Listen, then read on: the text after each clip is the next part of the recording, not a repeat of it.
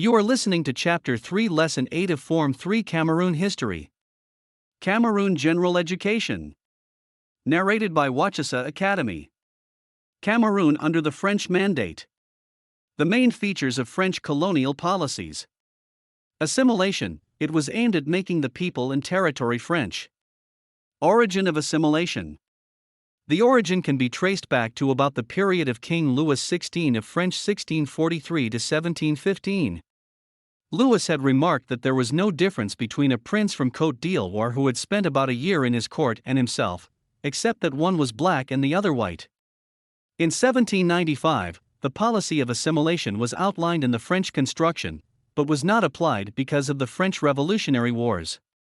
Again in 1848, the policy of assimilation was included in the French Constitution under Article 109 in conformity with the republican ideals of equality, liberty, and fraternity. The policy of assimilation was first applied in 4 Senegalese communes of Dakar, St. Louis, Gorée and Rufisque. Why the French introduced the policy of assimilation? To advocate the policy of assimilation where Frenchmen believed that all men, irrespective of their color, were equal. The Frenchmen who proposed the policy also that the French civilization was superior to that of Africans. It was therefore their duty to civilize the Africans by inculcating in them aspects of French civilization. French men also recognized France and her colonies as one and indivisible. They introduced the policy of assimilation because they had no intention of ever leaving their African colonies, particularly Cameroon. Also, it was introduced to enhance the exploitation of the resources that the Germans had developed in Cameroon. How the policy of assimilation was applied in Cameroon. The French language was made official language in Cameroon at the expense of the natives' language. French men were appointed to take care of the administration, and the role of traditional rulers was drastically reduced. The territory was further partitioned into districts and sub-districts of almost equal sizes, just like in France. Local laws and customs were replaced by French laws. What was more was the fact that a distinction was made between Cameroonians who were assimilated and those who were not assimilated. Those who could think and behave like Frenchmen were granted citizenship and were called citoyens. Such were subject to civilized French law and were exempted from the indigent and pre-station. Examples of prominent Cameroonians who acquired the citoyen status include Alexander Douala Manga Bell and André Marie Mbida. Those that were unable to behave like French men were considered uncivilized. They were subjected to uncivilized natives. French educational system was introduced in Cameroon. Christianity, especially Roman Catholicism, was also brought in to replace African traditional religion. Why the French abandoned the policy of assimilation? The policy of assimilation can rightly be said to have been effectively implemented in Cameroon between 1916 and 1922. Assimilation was financially costly. It was expensive to maintain French personnel in the territory. The effective application of the policy of assimilation was further made difficult by the high RSTW of illiteracy in the French language was also very high, that made it difficult for the natives to be assimilated.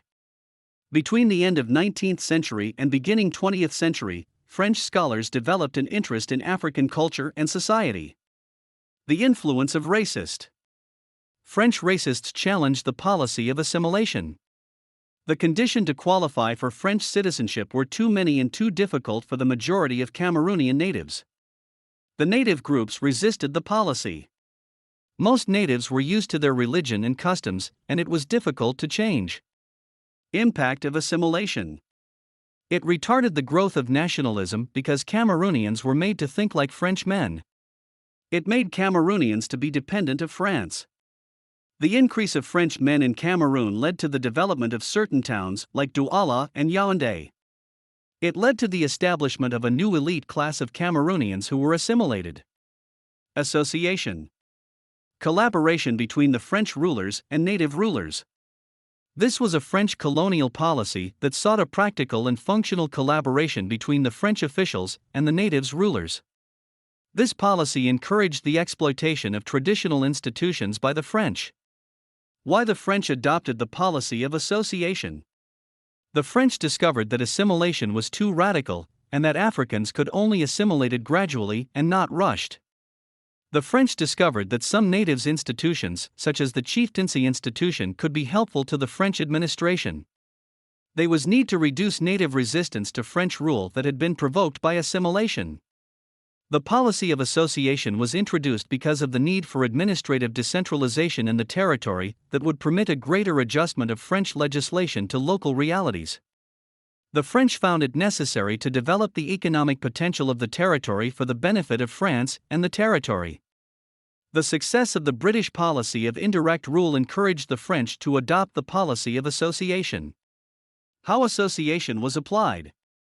There was the reorganization of traditional chiefdoms that were grouped under a chef du region. E.G. Charles Atangana was made recognized as chief of the Iwando and Bain. To ensure collaboration, the French authorities consulted the natives in most instances before appointing chiefs. A special elite was trained to serve as intermediaries between French officials and the natives. The policy of association contained many elements of assimilation and paternalism.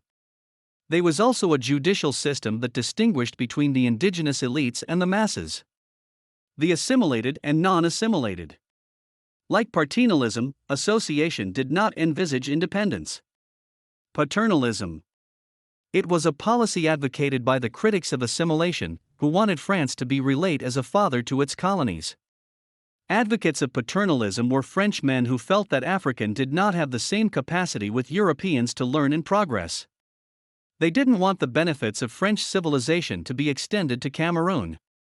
They felt that France had the moral duty to provide Africans with an administration that was run by French officials. Differentiation. It was a feature of both the policy of assimilation and association. The main arm of differentiation was to separate those who were assimilated from the rest of the traditional Cameroonian masses. Good Africans who had acquired French citizenship or education were called assimilés or citoyens or évolués, while the rest who were still subject to native law and customs were called sujets or non-évolués. Those that were assimilated enjoyed civil, political, and legal rights of French citizenship. The sujets had no civilized rights and were subject to native law, prestation, and indigenate. The judiciary. In executing justice, a distinction was made between the sujets français and the citoyens français. The French legal system was assigned only to those assimilated. The major characteristics of the French legal system was the indigenate. This was a system of summary disciplinary punishment that was applied to Africans of the sujet status without trial. The punishment was literally limited to 15 days imprisonment or fine of 100 francs. This punishment could be administered by any French officials without justification. Those subjected to the indigenate were the sujets français, and some chiefs were exempted from it. In 1927, the indigenate judicial system was modified such as that of chiefs were given some powers of conciliation in civil cases. New courts were also created, and these were local courts, regional courts, and the Chamber of Homologation. The Chamber of Homologation was preceded by French professional judges, who received appeals from the local and regional courts. The French also introduced prestation. Indigenate. Administrators were empowered to punish without trial a wide range of offenses. Prestation. Compulsory 10 days of free labor annually provided by natives adult males. Mise en valeur. Promotion of economic development for the maximum benefit of France, such as the promotion of cash crop cultivation to feed French industries, the development of railway, roads, ports, etc. to ease the French economic exploitation. Administrative institutions. The High Commissioner was the highest authority. He controlled all civil and military matters, and was answerable to the Minister for Colonies only. Prior to the extension of the Second World War to Cameroon, the following serve as High Commissioner: Gaston Henry Cards, 1919-23, Theodore. Paul Marchand, 1932-34, François Bonnecarrière, 1932-34, Jules Rappaquet, 1934-36, Pierre Boisson, 1936-38, Richard Bruno, 1938-40, who was overthrown by Charles de Gaulle and replaced by Leclerc. Head of Administrative Services in charge of services relating to public works, health, education, agriculture, etc. directed by senior French civil servants resident in Yaoundé, the capital. The administrative unites was divided into regions and sub-regions headed by French administrators in charge of implementing the decisions of the High Commissioner in order to ensure law and order and good governance. Socio-economic policies of the French during the Mandate. Economic exploitation. Their economic theory in Cameroon was based on the La mise en valeur that was propagated by Albert Sarraut, who was French Minister of Colonies from 1920 to 1924. This policy was aimed at exploiting the colonies and their resources for the benefit of France before serving the economic interest of the colonies. In 1938, the French established the Fonds d'investissement pour le développement économique et social to provide loans and grants to the colonies. The FIDES helped in the accomplishment of certain projects in Cameroon, such as the bridges over the River Wouri, the hydroelectric dam in Idia, and the rehabilitation of Douala Port. The economy of French Cameroon during the Mandate era was also influenced by land ownership. A decree issued in 1921 regulated public lands. A decree issued in 1933 regulated the procedure for land expropriation, while another decree in 1938 defined government lands. Four categories of lands were identified. The first category included land that was acquired with a title that could be easily transferred provided such land was not held by the Germans before the decree was issued. The second category was lands with no written land titles that could be easily transferred provided such land with no written land title that with some exceptions was transferable. The third category was native reserves set aside for the natives. The fourth was private land that included government land, unoccupied land, and all lands unused for 10 years. The French continued the expropriation of Douala lands. The economy of French Cameroon was influenced by the availability of labor. Transport and communication. Construction of motorable roads and bridges linking rural and urban areas in the southern part of French Cameroon. The southern and northern parts of French Cameroon were linked. The French completed the railway from Douala to Yaoundé, and a branch of railway lines extended to Otel and Mbalmeo. The port of Douala was expanded. The construction of airports and promoted of air flights to main towns like Douala, Yaoundé, Garoua, etc. Expansion of postal and telephone services linking towns. Methods adopted to promote it. The French adopted forced labor which compelled the natives to take part in projects. Imposed taxes and got revenues.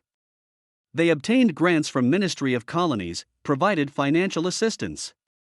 French experts were brought, who helped to execute projects. Effects. It greatly promoted agriculture. It helped to link rural and urban areas. It eased the settlement of administrative problems. It led to forced labor. It encouraged prestation, which was tedious to the adult male natives. It eased French exploitation of resources for the development of France. It led to dismissal of chiefs who refused to supply laborers for French forced labor. Medical and health services. The French colonial administration provided hospitals, dispensaries in villages and towns. The missionaries were also involved in providing medical and health facilities. They established professional nursing schools. Dr. Eugene Jamet established a mobile team which campaigned against sleeping sickness and treated many. Campaigns were equally launched against malaria, yellow fever, etc. Effects. It led to decline in infant mortality rate. It led to fall in death rate because of improvement in health. It led to increase in life expectancy because of fall in death. Workers became healthy, leading to increase in productivity. Traditional medicine, which was cheaper, was discouraged. Most hospitals were found in urban centers far from villages. Education. The French developed one of the best educational systems in French West Africa. Public schools were opened in urban and rural areas by colonial administrators. Missionaries opened many primary schools. The French created higher primary schools to train radio operators, etc. An agricultural training center was opened in Ebeloa. A cooperative college was opened in Shang. French and Cameroonians were involved in teaching. Effects. It trained manpower for jobs. It reduced illiteracy and ignorance. The French encouraged missionaries to run schools. It enabled the natives to petition the French to the LON. It helped train farmers, nurses, etc. for direct development of villages. The French failed to establish secondary schools and collages. Most of those trained in schools served as agents of French civilization. Summary of the benefits enjoyed by Cameroonians under French mandate. Assimilation helped the natives to improve their eating and dressing habit. Assimilation changed the mentality of Cameroonians. Assimilation enabled assimilated Cameroonians to be under French protection. It enabled assimilated Cameroonians to communicate well with the French. The assimilation policy promoted recreational activities like sports, dancing, music, etc.